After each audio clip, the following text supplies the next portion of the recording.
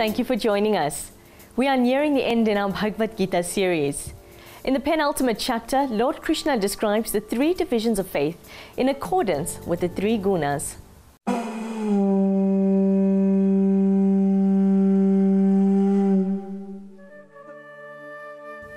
The 17th chapter of the Bhagavad Gita is the penultimate chapter entitled Shraddhatraya Vibhaga Yoga, that is, the yoga of the threefold division of Shraddha. The chapter contained 28 verses describing the various aspects of life, falls under the three categories of Sattvika, Rajasika and Tamasika. Whether it is food, our faith, our sacrifice, our austerity, our charity, all these different aspects falls into three categories. Sattvic food promotes serenity and equanimity. The Rajasic food promotes restlessness, agitation. Tamasic food are those food that we consume which promotes lethargy, laziness, inertia, etc. So we need to understand the type of food, and the food that we take in has to be sattvic. Now here, food does not mean only the food that we eat to quench our hunger. We take in food through all the five senses. We take in food through our eyes. The type of sight that we see, is it sattvic sight? There are food that we take through our tongue, the food that we take through our eyes, also the food intake through our ears.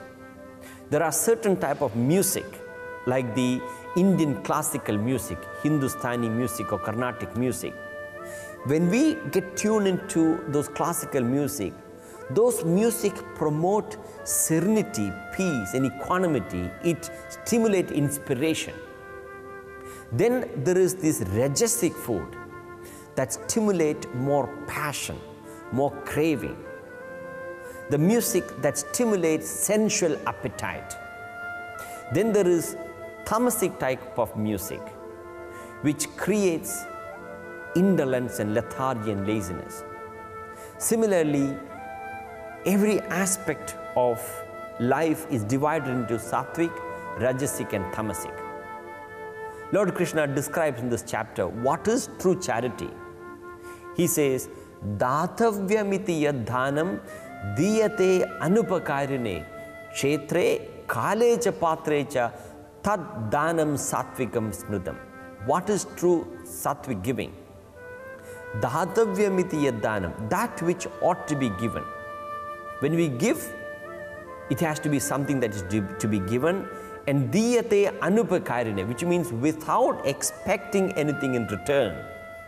When we give, when we do charity, when we do seva, if there is even an iota of expectation from the world, it is not sattvic, it is not pure, it is rajasic. The concluding verses in the 17th chapter of the Bhagavad Gita, Lord Krishna described Om Tat Sat. Om is the symbol of God. Om is the logo of God, as it were. Om symbolizes the supreme reality. It is a symbol of Brahman. Tat means that. That refers to the God, the supreme reality. Sat means real. So Om Tat Sat means Om, God, that alone is real. Reality is defined as that which persists, that which is existed in the past, that which exists now, and that which will exist in the future is reality. By uttering this profound truth that God alone is real, everything else is temporary, permanent, it's an illusion. That concludes the 17th chapter of the Bhagavad Gita.